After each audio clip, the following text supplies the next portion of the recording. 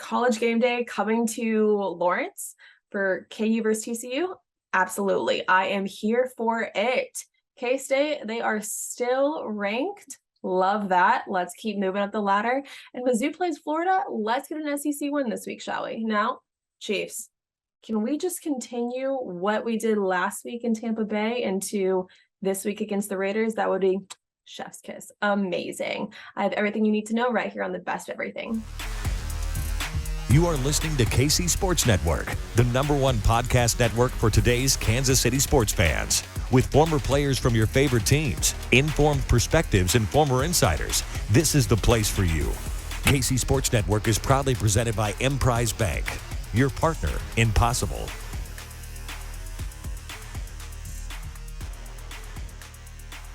This is the best of everything presented by Charlie Hustle. I am your host, Michaela Bennett. First things first, the Kansas City Chiefs just went into Tampa Bay and defeated the Buccaneers. And yes, it was a 10-point game, 41-31, but it was pretty much domination. The Chiefs just had an outstanding game. They showed up, they showed out, and they proved that they are the team to beat. Now, there are a lot of guys on the Chiefs that stepped up this week. You know, Patrick Mahomes, he arguably so he showed us again why he is one of, if not the best quarterback in the NFL. He reiterated to us what we all know as Chiefs fans, but the rest of the league sometimes forget the crazy plays, the crazy throws. He just gets things done. He just makes plays that no one else can. But there was a lot of other guys this week that stepped up and made things happen. A lot of people had a lot of nice performances for the Kansas City Chiefs. We're here to talk about that. What a fun game to be a part of. And it kind of came out of nowhere. I picked the Chiefs to lose this game. Howard. I did. No, I just didn't have good vibes about it. My vibes were off. And it's because I doubted Patrick Mahomes. And I should never. And it's not that I doubted him. It's just that I didn't appreciate what this dude is. And what he is a stone cold killer. He is an absolute stone cold killer. And we, the late, great, wonderful Therese Paylor just labeled these games, these over my dead body games. You got one. You got one last night. He was off the rails. I mean, we talk about, like, everybody's talking about the throw to Clyde Edwards-Helaire for the touchdown. Do you remember the third down to Juju Smith-Schuster where he was about to get tackled and just kind of flicked it over to him? Like, that play got erased from people's memories, it feels like. You have to remember that one too. What a nuts game from him. Let's start with that, Matthew. So are you sure? We want to start with Patrick Mahomes here, who you doubted going into this one. I didn't doubt. I just didn't not doubt. Okay. Yeah, he played an excellent game. And you're right. For rightfully so, everyone's highlight that they remember from this play is going to be the red zone play where he rolls out, spins away from Devin White, who's still trying to talk trash while getting his ankles broken, and then hits the little floater to Clyde Edwards-Helaire in the back corner of the end zone. Like, that's what everyone's going to remember. And that play was great. And that's a one-of-a-kind play that only one person is ever going to be able to pull off that plays quarterback. However, I don't know if that was just the best. I mean, that wasn't his best throw. It might not even be his top 5 best throws that he made in this game. Like Ken's talking about, I actually think the corner route to Travis Kelce on the possession after his touchdown, that throw was absolutely phenomenal. The seam ball to MVS to split too high where he put it where only MVS could get it or it's going to be incomplete. I mean, that throw was a laser under pressure. It was like a 40-yard back shoulder in the middle of the field. Like, that's kind of how it played out. He was hitting stuff everywhere, different arm angles. I mean, he was doing everything you could possibly want out of a quarterback. So yeah, I'm with you. It was definitely I don't even want to go over the over my dead body game. It's just I remember game. Like, I remember everything you guys said in the Super Bowl. I remember everything you guys have said since the Super Bowl. I think it was definitely very targeted towards the Tampa Bay Buccaneers defenders. Not all of them, but most of them, because there was a lot of talking from the Super Bowl on. Shaq Barrett. Do we think, because Patrick Mahomes kind of addressed that in his post-game presser, talked about how, he didn't really feel that way until he walked into the stadium and he was like, oh man, I want to win here. Do we do we believe that to be the case, or do we Not for a believe second. him? Yeah, I was going to say, or do we believe him to be the guy that's going to count on his fingers because of where he was ranked or where he was drafted or any of that man came in trying to prove a point, and they did. They absolutely did. So did Andy Reid. So did Eric Bieniemy. We'll go ahead and lump him in there. We tend to lump blame on him for some reason when they perform poorly, and then when they do well, we don't heap the praise upon it. The entire game plan was great. Anybody who had a hand in it was awesome, and Patrick just comes out there and lights the world on fire. The guys on KC Lab talked all about that this week, but BJ Kissel talked also about Travis Kelce. I think a lot of times the Kansas City Chiefs fans, they don't appreciate Travis Kelce as much as they should because they're just so used to a tight end performing as well as he does. But we are so fortunate and so honestly kind of spoiled to have Travis Kelce on the Kansas City Chiefs, not only just working in unison with Patrick Mahomes, but the records that he has every single year. And he's such a great tight end that BJ really reiterates that here, that was one of the better games he has and had. And one of the better things that the Chiefs did this past week was give Travis Kelce the ball. We don't want to, normalize witnessing greatness. And that's what we've been seeing. It's not hyperbole to say that, because when you put into context what we've seen from Patrick Mahomes, again, he's doing things that we've never seen from a quarterback in NFL history. So we should enjoy this as the 27-year-old continues to go out there and redefine what playing quarterback at the NFL level looks like. And it's always awesome to get on social media during the games and to see the national media and people covering the NFL for a very long time, or played the game for a very long time, talking about Mahomes in these same ways. All right, let's move along to number 2. And that's the fact that Travis Kelce continued to do Travis Kelce things. He's the best tight end in NFL history, and he finished Sunday's game with 9 catches for 92 yards and a touchdown. It seemed like every time the Chiefs offense needed a big play early in this game, Kelce was on the receiving end of the pass. 4 of his 9 receptions in this game came on third downs for a first down, including 3 in the first half when the game was a little bit closer before they kept extending that 3-possession lead in the second half and trading scores right up until the end. Kelce's 9 receptions in the game also moved him past Tony Gonzalez for the second most receptions in NFL history for a tight end in his first 10 seasons, trailing only Jason Witten right now. So again, we talk about Patrick Mahomes setting all these records. Travis Kelce's been doing the same thing. Kelce also moved past Rob Gronkowski to move into 5th on the NFL's all-time receiving yards list for tight ends, trailing now only Tony Gonzalez, Jason Witten, Antonio Gates, and Shannon Sharp. And anytime you talk about the best tight ends in NFL history, those 5 guys are basically the ones in the conversation. And for Travis Kelce, who not played as many seasons as those guys, for him to already be in that conversation with hopefully a lot of good football left in front of him, it just shows how special what we've seen from Travis Kelce is, and also something that we should not normalize. Travis Kelce is always breaking records, but another new thing that is happening is College Game Day is coming to Lawrence for KU versus TCU. Both undefeated. This is going to be a great weekend for KU football, regardless of the outcome. College Game Day is coming to Lawrence, and for the first time ever. That's amazing. Now, what will happen with that? What will KU do against TCU? AOC talked about that this week and talked about, what they're expecting with College Game Day, but also what they're expecting with this game. I said it at the top, but I still can't believe I'm saying this. College Game Day is coming to Lawrence, Kansas on Saturday, boys. And TCU, undefeated, coming to town. TCU looks like a wagon. They absolutely smoked OU last week. But just, I don't know. How pumped are we for College Game Day coming to town? I want to ask you guys, does any of this feel real to you? Has it hit you? Are you crazy excited, or does it just feel fake?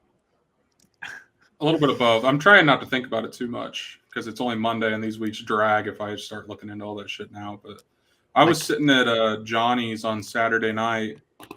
We're just hanging out, and I'm watching the Clemson game, and it just pops up that little sidebar. It says College Game Day next week in Lawrence, Kansas. And I seriously stood up and threw my hands in the air. Well, what are we like? How do we even react to that? Like for football, not bad. Like we've seen it for basketball, First time dozens ever. of times. It was For just like football, yeah. I laughed out loud. Like it was one of those things where you read the tweet and you just laugh out loud. Like that's how absurd it was. First but- time ever. And it's I feel like it's the game we talked about the least on the home schedule. Yeah. We talked about maybe Duke just because it was the two schools that don't win much in football. We were both undefeated. We talked about potentially Oklahoma State, their top 10 team. And then TCU's just been unreal. And we'll obviously talk about them in a little bit. But first time ever in Lawrence. Our fans are insane. I guarantee it's going to be a crazy turnout at game day. Trying to figure out where it's going to be at. I'm assuming on the hill somewhere right outside the stadium. But I cannot believe it. And I had a feeling after what they did to OU, I don't know how good OU is right now, but TCU's averaging 49 points a game and KU's right up there as well. I don't know what we're at after Saturday, but two electric offenses that are both undefeated and in the top 20. And it's, dude, I can't even think on the last time I've been this excited or nervous for a KU game. I said that last weekend, but so maybe it was last weekend. Shout out game day. We bullied them on Twitter when they didn't pick us for the Duke game, but like they totally played this right. Like this is so much more exciting than Duke.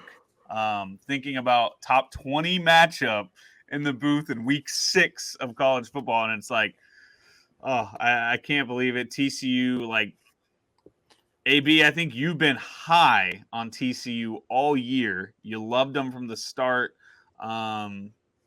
And I don't know what to make of OU, but it doesn't matter. OU still OU. You go in and you do that to them, just absolutely trounced them. Like early lines out, 7-point underdogs. We continue to we continue to get disrespected, but I don't know. AB, talk to me about TCU. How are you feeling heading into the game? I know I've been the TCU guy this year, but I think they might be a touch overrated now. Speaking of being overrated, Georgia and Mizzou just played last weekend in Columbia, and Mizzou had a lead on Georgia. Is Georgia overrated? They are ranked number 1 in the new AP poll, but Mizzou almost defeated them. Are they overrated? I don't know. But the rest of the SEC kind of is up for grabs, it seems like. It seems like there are a lot of, as they say in the show, Mizzou, that's who, mid-offs throughout the SEC. They have the top of the top with Bama, Georgia, maybe Tennessee, maybe one other team. But the rest of the SEC is simply just grabbing at what they can get. There's no really other contenders, it seems. But they talked about where does Mizzou fall in this? Where ultimately can they end up in the SEC? But the game on Saturday gave me looking forward to the Georgia game, the Kentucky game, or I'm sorry, the Florida game, the Kentucky game, and all of that. Man, they put a lot of hope in us. Yeah. To the regular fan, they gave us a lot of hope. And am I saying we're going to go into Florida and win that game? I don't know. But if they show up at home against Kentucky like that, if they show up at home against Arkansas like that, because Arkansas is really not that great of a football team. They kept it close with them with Alabama after Alabama lost Bryce Young, but they're not unbeatable by any means. Here's the secret about the SEC. There's only really 2 great teams every year. Yeah. Like they like to tell everybody, well, our 12th place team can beat your 12th place team. I mean, probably, but your 12th place team still kind of sucks. I mean, there's only the whole thing about the SEC has been built on, well, our 10th place team can beat our 3rd place team. Yeah. I mean, we were talking before, the 9th place team in the Big 12 might be able to beat the 1st place team in the Big 12, but doesn't mean the Big 12 is great. It means they have a bunch of teams that can beat each other on any given day. I think the SEC has 2 teams at another level, and I'm not sure who's the 3rd best team in the SEC? Ole Miss, I guess. Maybe, probably. Yeah. Or Tennessee. Yeah. Tennessee and I think Tennessee's good, but they're not. You can invent worlds in which a bottom half of the SEC team is going to beat them. Yeah. I think the kids call it these days mid-offs. I think everybody in the SEC is it's just a mid-off. Yeah. I think too. Luckily for the SEC, both of their good teams are on other sides of the division. Unlike the Big Ten, two of their good teams are on the same side of the division, and they got one division that's absolutely bad. But yeah, that's I always think about these games. These Florida games are always weird games. It seems like something always weird happens in a Florida game, whether it's Missouri goes and blows them out. And it's just like, that's weird. That wasn't really supposed to happen. Or Florida blows Missouri out. Or there's a fight and one coach trolls the other coach who just got fired. And yeah, there's nothing normal happens in a Missouri Florida game. It's just the beauty of the beast, the nature of the game. Nothing normal is going to happen. So prepare yourself for the unexpected in this game. Hey, sorry to interrupt today's podcast, but I have to tell you about a couple of our sponsors. First one being Liquid Death. You've heard us talk about this company all the time here on Kansas City Sports Network. Here at KCSN, we love Liquid Death. And when I'm looking through the bottled water section of my local store, and I say, oh, what are those strange tall boys up there? I know it's Liquid Death. And you might look at it and be like, wait, what is that up there? Kind of rad-looking cans. It's Liquid Death. And it's spring water from the Alps. It's not beer, and it is called Liquid Death. Yeah, that name jumps off the can. The can design, everything. I would show you a can, but I don't have one because I've drank all of them. I've drank everything that they've given me at Liquid Death because it's so delicious, because it absolutely murders your thirst. That's why it's called Liquid Death. It murders your thirst. And not only does it murder your thirst, but it brings death to plastic bottles. I hate plastic pollution. You hate plastic pollution.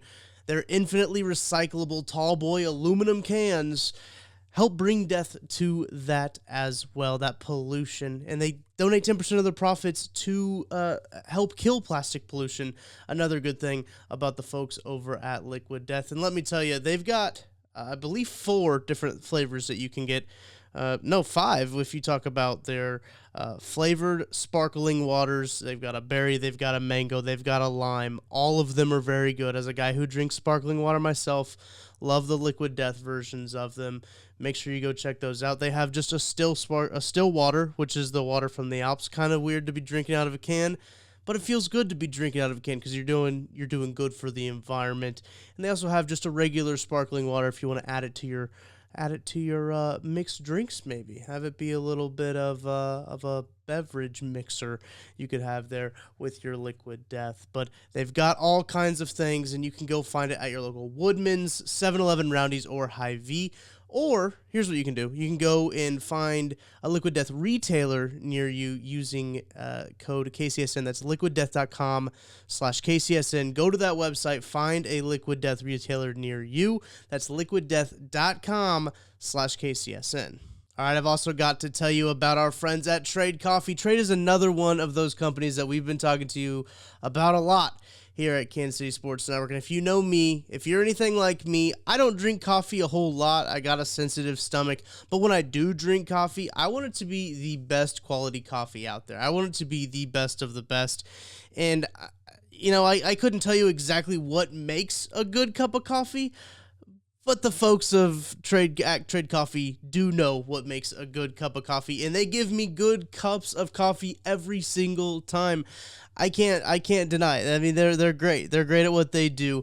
And so let me tell you about Trade Coffee. If you've been listening, you know about Trade. It's a coffee subscription service unlike anything you've tried before because they partner with top independent roasters to freshly roast and send the best coffees in the country directly to your home on a preferred schedule.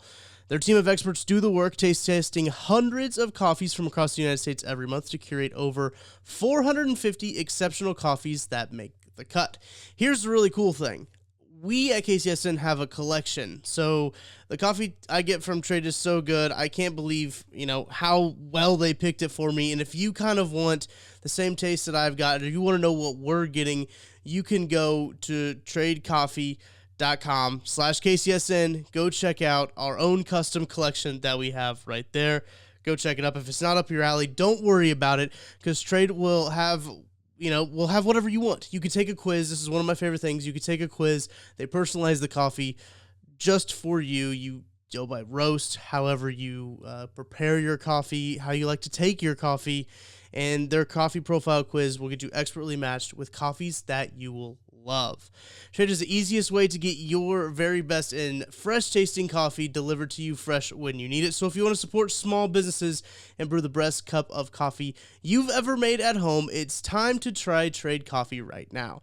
Trade is offering our listeners a total of $30 off their first home order, plus free shipping at drinktrade.com/KCSN. That's drinktrade.com/KCSN for $30 off your subscription to the best coffee in the country. Now let's get back to today's show. You know, speaking of unexpected, the Florida Mizzou game, never know what to expect at all. But as well with rookies in the NFL, you never really know what to expect as a rookie or as fans watching rookies. We've seen them throughout their college years, but we've never seen them in the NFL.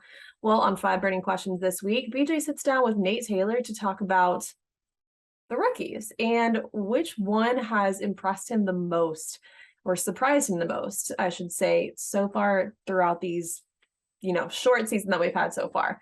Which rookie has been the biggest surprise to this point?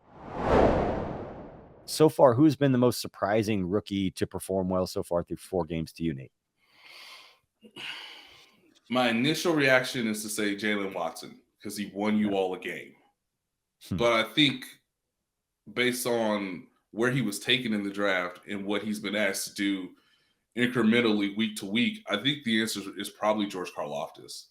And I know the sack numbers are not what he has not gotten one yet, I believe, right? Is that correct, BJ? Yeah, I'm very aware because I'm the one who predicted him to break Derek Thomas's rookie sack record, and he is falling off that pace.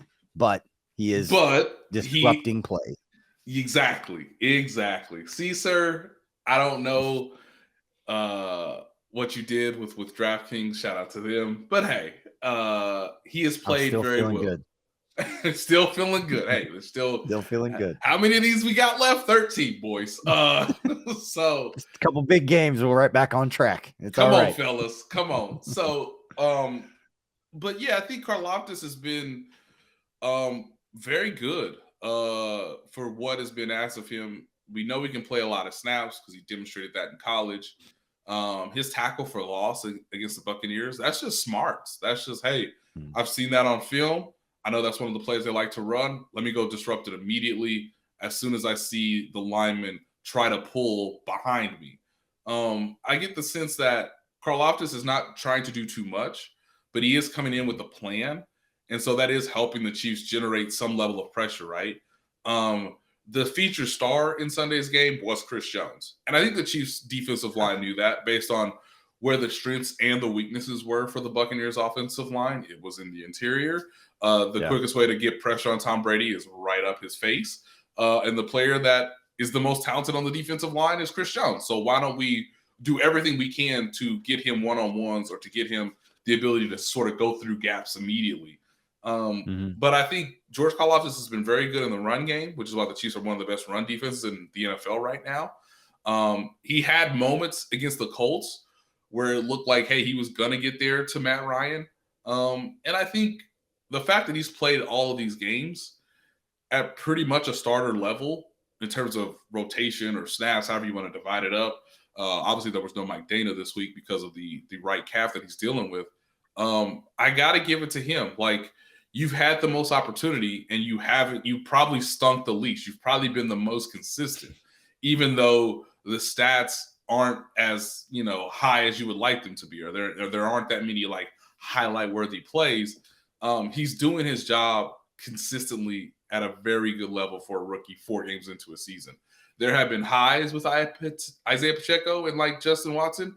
There have been lows with those guys, or, snaps that you wish they could have back. Sky Moore, he had a nice couple receptions in the game last week, but obviously we all know what happened in the Colts. So it's somewhat surprising because as he's alongside a lot of his peers, George Karlaftis has not had that many dips through 4 games. Well, we will definitely see what happens with the rest of the rookies this season for the Kansas City Chiefs. But something else to talk about is the Kansas State Wildcats broke the curse. They were ranked last week, number 25 and they won, which is something that they historically have not been able to do the week after they were ranked. They typically have lost the following week. Well, now they're still a top 25. They're actually number 20 right now in the AP poll, and they head to Iowa State to take on the Cyclones and hopefully come home with that win. Now, what does that look like for K-State right now? Where does K-State really sitting? What does their future look like these next few games? It's hard not to dream a little bit and think about Kansas State going these 2-0 these next 2 weeks, over a 3-week stretch. Oklahoma State and Manhattan, October 29th for homecoming, and having a potential top 10 matchup by then, top 15 and top 10. I mean, this is the atmosphere. I mean, gosh, I just want to see that happen so bad, guys, because I want to see that atmosphere. Not that the atmosphere hasn't been good in Manhattan, but it would be at another level, the best level it's been in the Chris Kleiman era, if they can get to that with a significant matchup in Manhattan, hopefully under the lights. We'll see. But that's the dream scenario, is to win these next two and get to that game. But maybe you're the night game on ABC or something, but with our luck, we'll probably be the big noon kick on Fox. Yeah. Well, I'm taking it 1 week at a time, boys, because this is a big week. This is the get over the hump game. And not only that, but I mean, as I was so kindly reminded by Iowa State fans, Chris Kleiman has lost 2 games in a row to Iowa State by a pretty rough combined aggregate score. I understand. Because of the one game. I understand 2020 aggregate, yes. I mean, but Iowa State really controlled that game last year, too. I mean, that was a pretty disappointing. Well, because the first play was a touchdown. I mean, just right from the get-go. They controlled that game. That was a disappointing one last year. So this is a game, look, Matt Campbell last year had the team with all the experience, all the talent. They were like K-State last year. Remember that preseason All Big 12 team last year? It was littered with Iowa State players that have now since gone on to the NFL. This year it's K-State that led the league with all those players there. They came in and smacked K-State around, even though they went 7-6 last year. They came into Bill Snyder Family Stadium and won. This is a game that you need to go get. This is a game that you should win. You've got the experienced team. You got the veteran team. Iowa State looks like they're in shambles right now. You've got to go get this game. Got to go get it. K-State is definitely the veteran team right now. They should come home with that win, but we will see if they can hold on and stay in the AP top 25. But the Kansas City Chiefs, looking ahead, right now they have, this season a lot of rookies, and they have a lot of new offensive weapons. Well, on one-on-one this week, Mike DeVito sat down with Jeff Schwartz to talk about the new guys and kind of how that can take a little bit for the offense to get going and firing on all cylinders. Whenever you have some new guys, you don't know exactly what routes they're going to run, where works best for each guy. We have a lot of new receivers this year, and things just sometimes don't feel like they're meshing as well as they could. This last week in Tampa Bay, everything looked amazing, or at least a lot better than it has in previous weeks, especially against the Colts. But looking ahead, and I think Mike DeVito says a really good point in here, the quality of football, it kind of takes a little bit longer to build up to it now, simply because of the new CBA rules and the less time that they have in pads, in preseason. So it takes a little bit longer for the offenses to kind of get rolling.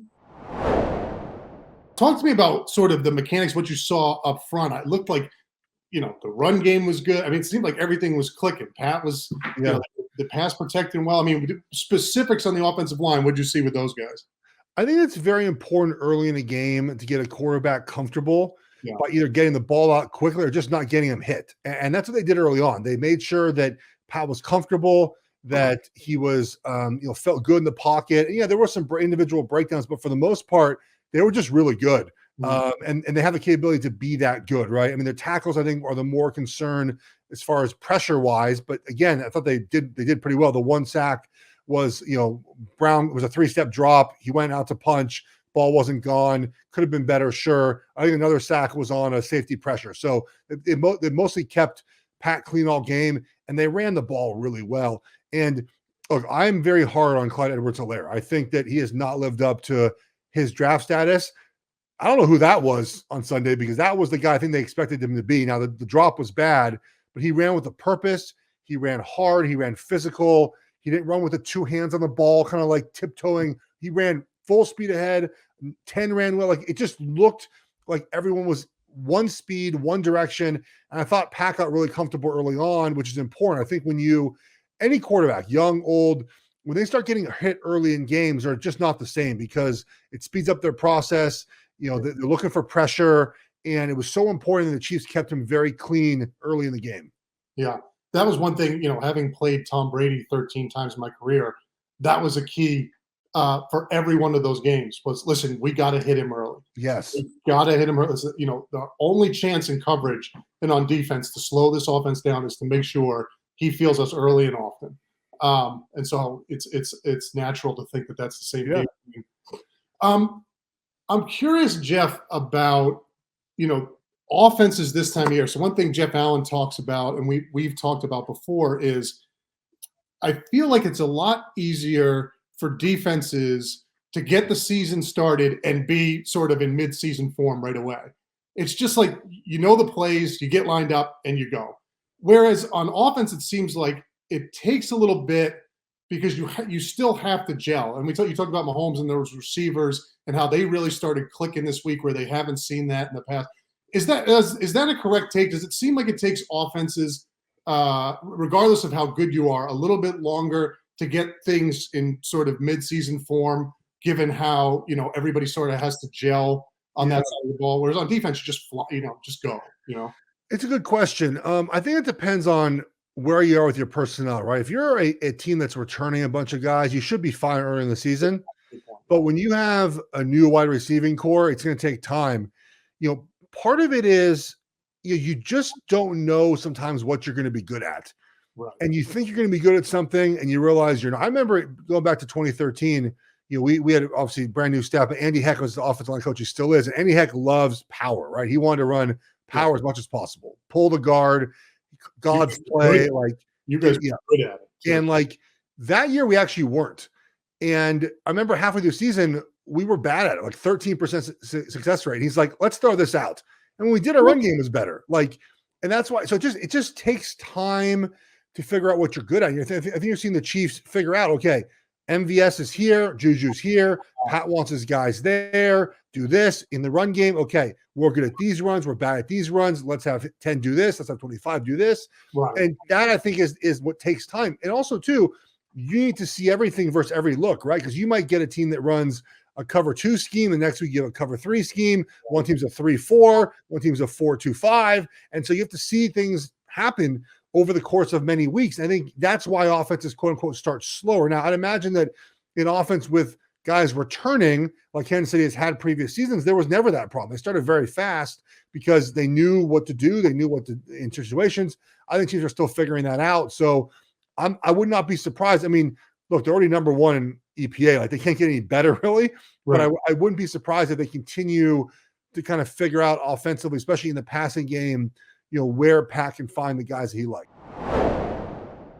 Hopefully the Chiefs offense continues to mesh and Pat and the rest of the guys work really well together and they can take home the win on Monday night as the Raiders come to town to Arrowhead for the division matchup. It is going to be a good one because everyone always gives their best when it's the Kansas City Chiefs. This week is huge in college football as well. Hopefully Mizzou can get an SEC win against Florida this week. Who knows what's going to happen? It's so unpredictable with Mizzou and Florida. But KU College Game Day in Lawrence going to be so fun. 11 a.m. kickoff. And hopefully KU can remain undefeated. That is absolutely wild, but I'm here for it. And hopefully K-State can go into Iowa State and come home with that win and remain in the top 25 in the AP poll so that maybe in a few weeks we have them in a top 10 matchup. Who knows? But this has been the best of everything, and I'm your host, Michaela Bennett. I'll see you next week.